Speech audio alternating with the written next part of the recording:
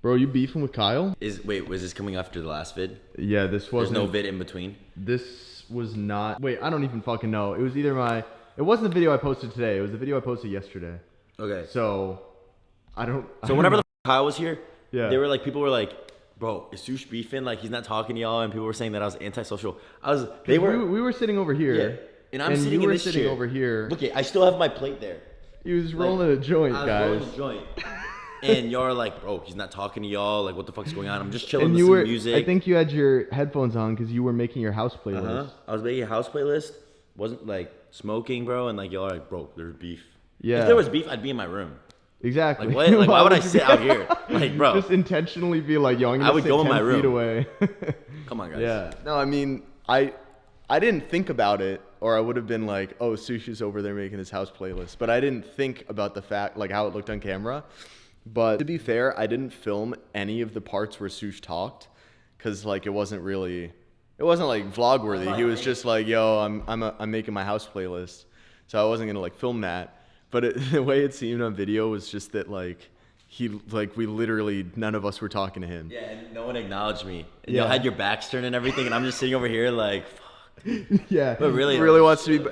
I really wish I could talk to them right now. Just like sitting. Kicked out of the table. There's no more chairs. Wait, why isn't it moving? Sub up! I don't think it's actually live. It doesn't update live anymore. It used to. That's stupid.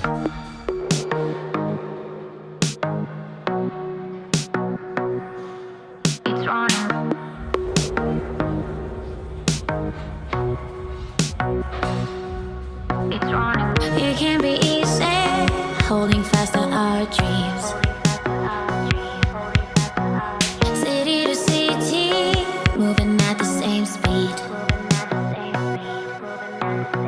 Beauty is skin deep, looking for the in-between. It doesn't take just anything to bring out the extreme.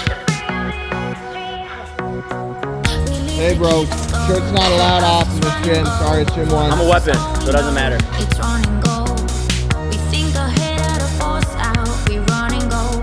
For us, it's in our bones. It's run and go. We leave to keep score.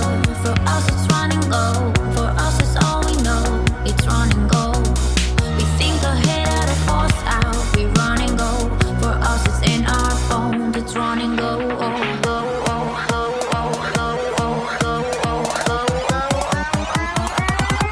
It's running.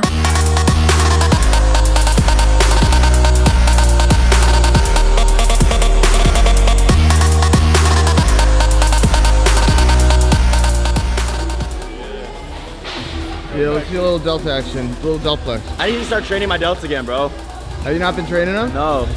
Why not? 'Cause I'm like, that's how, it's just lazy. It's hard. Yeah. Usually it's like at the end of my workout, I don't want to do that shit. It's the end of my chest day, I'm like, fuck. Like legs isn't fun, sure, but like shoulders?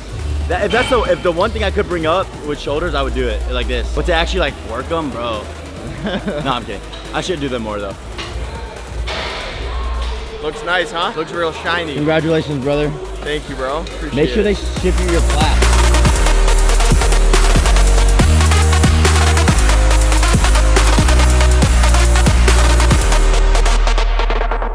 We leave to keep score. For us, it's run and go. For us, it's all we know. It's run and go. We think ahead out of force out. We run and go. For us, it's in our bones. It's run and go. We leave to keep score. For us, it's run and go. For us, it's all we know. It's run and go. We think ahead out of force out. We run and go. For us, it's in our bones. It's run and go.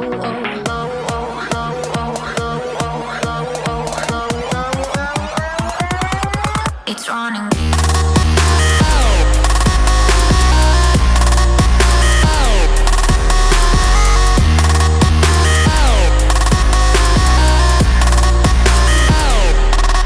It's running.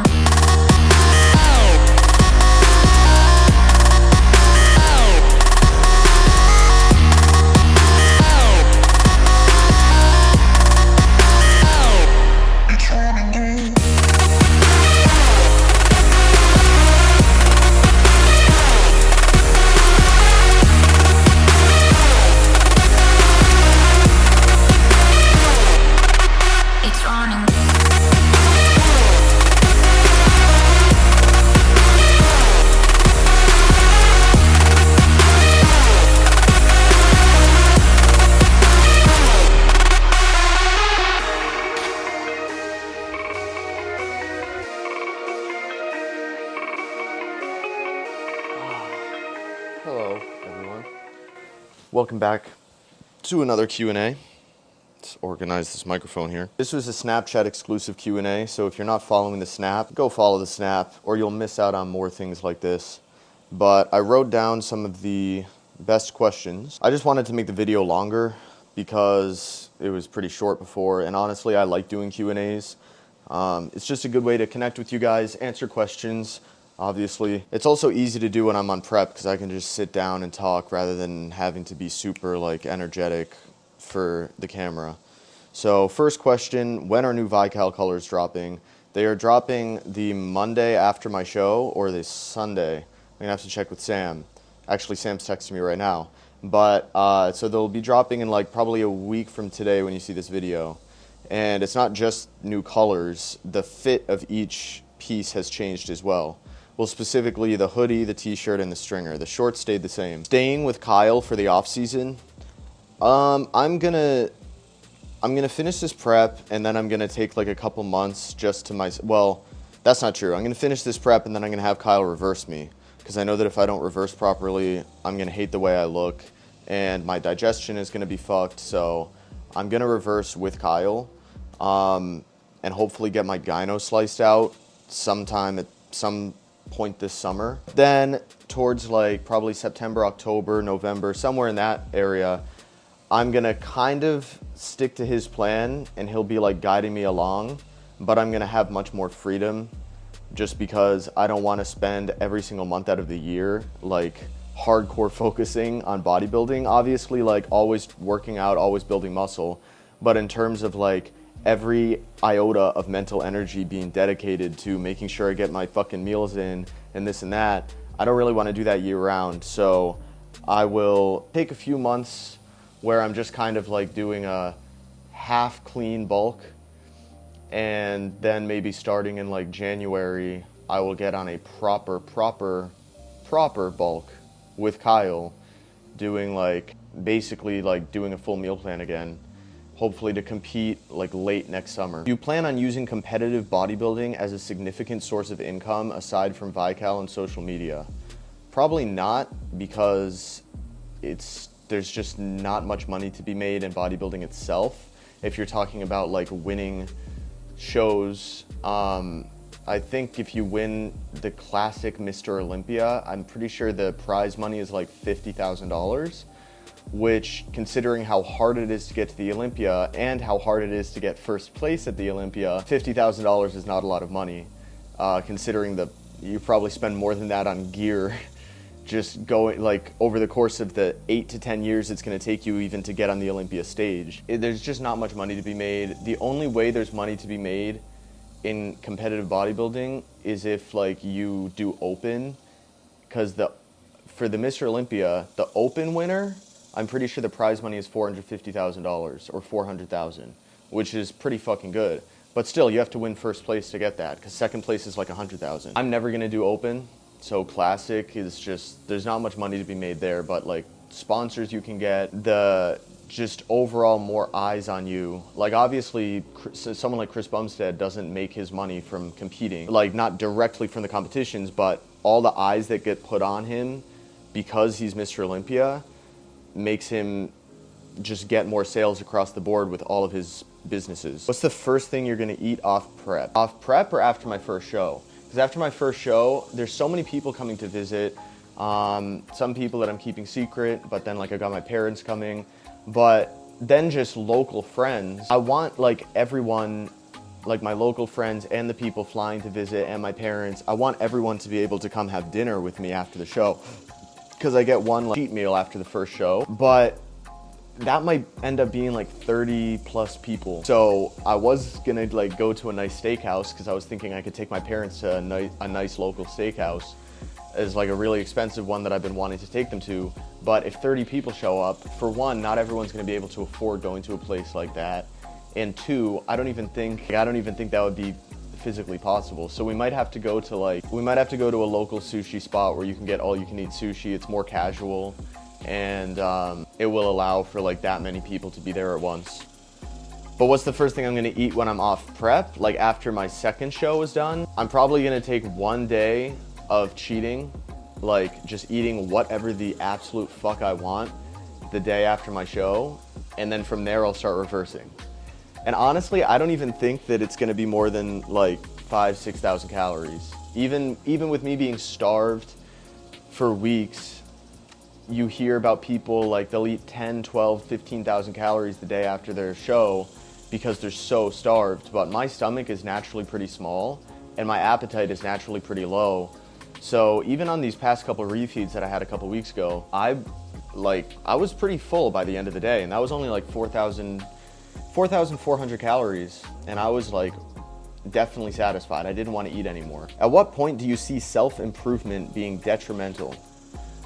I think it can be detrimental. I mean, I think self-improvement can be beneficial in a lot of ways, to be clear, but I think it can start to get detrimental when, and I've kind of fallen into this trap before, where you watch self-improvement videos and it tells you like how to be more charismatic, how to be more tidy, how to be more organized. Like, are you tired? Fix your tiredness with this simple trick, like whatever the fuck. You know, the best morning routine. And you watch these videos and they're like 15 minutes long and they're presented in a really nice way. And once you're done watching the video, you feel a sense of accomplishment from watching it. You're like, damn, I just did something. Like, I just improved myself by watching that video. The trap is just watching those videos, like binging those videos. You keep getting a sense of accomplishment every time you watch one that you might trick yourself into like thinking that you've actually improved when you haven't. You've just watched a video. Like, aside from that fact too, there's also just part of the adventure of life, part of having fun is like spontaneity. And if you have too much rigorous structure in your life, where every single thing that you do with your day is like meticulously planned out, like obviously some structure is good and different people are going to be different. Some people need very little structure to operate well, and some people need to be extremely structured or they will just fall apart. It's a spectrum, but most people fall somewhere in the middle of that. And like, if you think that extreme structure with everything you do is going to somehow make you happier or more efficient, it's like, if you spend hours and hours every day, like doing your morning routine and then your midday routine and then your evening routine and your nighttime routine and fucking taking cold showers and meditating and going on a walk after each meal and doing this and that, because these are all self-improvement things that you should be doing according to people on YouTube, it's like, congratulations, you just spent 6 hours a day like making yourself a more efficient person. You've just wasted 6 hours essentially. So, and it's also just not fun. Like, you can only do so many things in a day, and if half of those things that you're doing are like self-improvement activities, you're not gonna have any energy or time to do like non-self-improvement activities such as having fun, having a social life. Like, and that's not to say you shouldn't do any of that stuff at all. Self-improvement is good, but you need to know, you need to have balance. Like, there needs to be balance. Favorite New Vegas companion? Geez, it's been a while since I played that game, but I would have to say it's not dog meat, it's Rex in that game. Rex, obviously, like having a dog around, or Lily. Is she like a super mutant? Also, Fallout 5 was announced. It's coming after the upcoming Elder Scrolls. They're making a new Elder Scrolls, and then they're making Fallout 5, which I'm looking forward to very much. How's your mental state doing? Seem pretty good for prep, and I'm surprised how energetic you are. I'm definitely not energetic. I might seem that way on camera. Maybe I'm more energetic than your average person on prep, sure. But compared to how I was, I would say peak energy levels was like 8 weeks out, when I had been eating clean, easily digestible foods for a few weeks at that point. So my digestion was good, my energy levels were high, but I was also taking in a lot of calories of clean food. So my energy levels were high too. Because of that, that's when, you know, everything was firing on all cylinders. Now it's just like, I'm less emotional because a lot of my mental energy is just going towards cravings or hunger. I mean, my mental is pretty good. I'm not like depressed or anything. I'm just very hungry, but that's what I signed up for. So this is all expected. None of it's like a surprise to me. So I'm not really like that upset about it. Thoughts on Chris Bumstead's minimal cycle? Should bodybuilders move on to a less is more approach? Well, I assume you're talking about when Ian, his coach, it was like a couple years ago, I think. I can't fucking remember. It was like 2 years ago. He was like, oh, Chris only takes 500 milligrams test in the off season. So if that's what you're talking about, then I definitely agree with that part. I don't think that Chris takes like tiny doses for prep. I don't think any bodybuilder really does if you're competing at the highest level. Like when you're in a caloric surplus, when you're eating a lot of food and you're able to train harder because of that, you're able to recover way better because of that, you're sleeping better because of that. You don't need a lot of gear to grow. Like the food is like the gear, you know? Not really, but like the food is doing the majority of the work here and the gear is just like accelerating the process. But adding more gear on top of that when you're trying to bulk is really not gonna help you at all. In fact, it can start to hurt you if you start taking things that are liver toxic. Like certain steroids are very liver toxic, and if you start taking those because you think more gear is more muscle, then liver toxicity decreases your appetite. So if you take shit that makes your liver toxic, you get decreased appetite, you can't eat as much food, you don't gain as much muscle. So I definitely agree with taking, 500 tests for a dude that's Chris's size is like nothing for the off season. But I highly doubt he takes something as minimal as that on prep. Did you find it hard to balance computer science and lifting at any point? Yeah, at certain times, like when I had a big assignment coming up or when I had finals coming up, I would have to take a few days off of the gym. But for the most part, lifting never got in the way, or computer science never got in the way of lifting, but it did once I transitioned to making content where it wasn't just lifting, but it was filming myself lifting and vlogging and editing and all that, everything that came with it. That's when it started to become too much. Do you think you could maintain this body fat year round? Fucking no, dude. That sounded like Derek. No, I could not. What's the hardest part about prep right now? It was cravings for the longest time, but now I would say it is hunger, just straight hunger. The cravings are as bad as they've been, but the hunger now has exceeded even my craving. Do you guys still get sore after a workout? Yeah, certain workouts, but like even the excruciating leg day that you saw me, the last video where I did legs with Kyle, it was a video called You're Not Training Hard Enough, and it was like top 3 hardest leg workouts in my entire life. And I was pretty sore afterward, like the next day I was pretty sore, but honestly, it like wasn't that awful. And the day after was pretty much gone. So it's, yeah, I mean, I still get sore sometimes, but it's usually only if I take time off training a body part and then get back into it. But if I've been training a body part consistently, it doesn't really get all that sore the next day. Like, what did I train yesterday? Oh, I took a rest day yesterday because I was gonna feel if I was still sore. But like none of my muscles are sore right now. How long ago did your dick stop working? Surprisingly, it still works fine. It's just my energy levels are lower, so my drive to have sex is like lower because of that. It's not even that I'm like less horny or that my dick doesn't work. It's just that my brain is like, bro, you're starving to death. Food comes first, sex comes after food, because you're gonna starve to death. That's the reason why. It's not that it's, it's nothing besides that. It's just like, I need more food, man. Next car after Plaid, if you can't get a Rimac. The Rimac Navara, that is my dream car, if you guys don't know. They're only making like 1,000 of them, I think. And they're priced at like $2 million per piece. Probably will not be purchasing that anytime soon. The Plaid though, I will be happy with this car for many years, I think. The Tesla Roadster is coming out. Elon says 2023, so it's probably gonna be 2024. And in that time, I'll get my Plaid wrapped, I'll get a little body kit, maybe get some work done on it, make it look nice, make it my own car.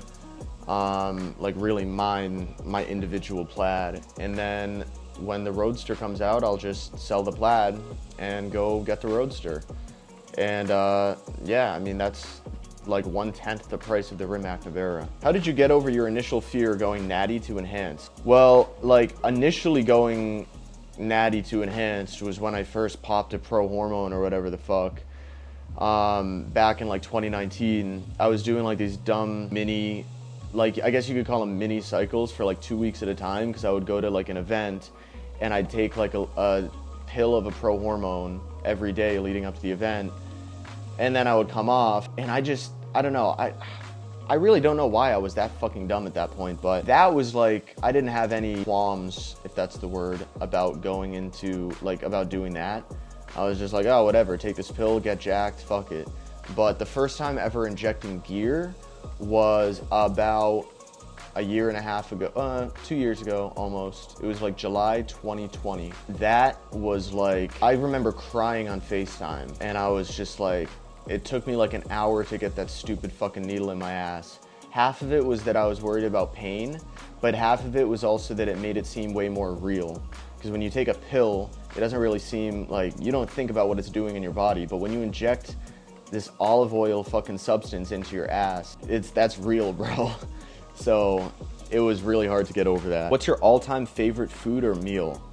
The bacon, egg, and cheese bagel from McDonald's, which very, very fucking unfortunately was discontinued. They discontinued all bagels from McDonald's. I don't know how I can use my following to petition McDonald's to bring back, I don't even give a fuck about the other bagels, just bring back the bacon, egg, and cheese. Specifically, the egg was beautiful on it. They like fluffed up this scrambled egg, it was amazing. And then they put breakfast sauce on it, which I don't even think they have breakfast sauce anymore, so you can't even ask for it on the side. And the combination of flavors just simply smacked my taste buds in such a way that no other food can do, no matter how gourmet it is, no matter how much love and effort was put into the meal. The bacon, egg, and cheese bagel from McDonald's was fucking amazing. And my life will never be the same if it never returns. Are you ever gonna put some wheels on the Tesla? I already did. Well, like, they're the stock wheels, but I took the covers off so they look cooler, and then I powder coated them black, gloss black, and then I powder coated the brake calipers red. So I think they look pretty sick now. I'm not gonna change them. But anyway, that's gonna wrap up this Q&A. I'm gonna send this clip over to Kenny. He's actually uploading this video today, so it might be uploaded around like 6 p.m. my time. So I hope you guys enjoyed the video. If you want to support me, all my links are in the description. Code JAM for everything besides Anna Barr's code MOG. I split that 50-50 with Soosh. So yeah, all my links are in the description of this video. And please like the video, please comment, please subscribe if you haven't already. We just hit 100K, so thank you guys for that. That's fucking sick. Yeah, 100K is dope. I remember refreshing it in the gym, and I saw it on YouTube Studio. And seeing those 6 figures for the subscriber count, it just look like it doesn't even look real. It makes me feel like a real YouTuber now. So anyway, I'll see you in the next one. Goodbye.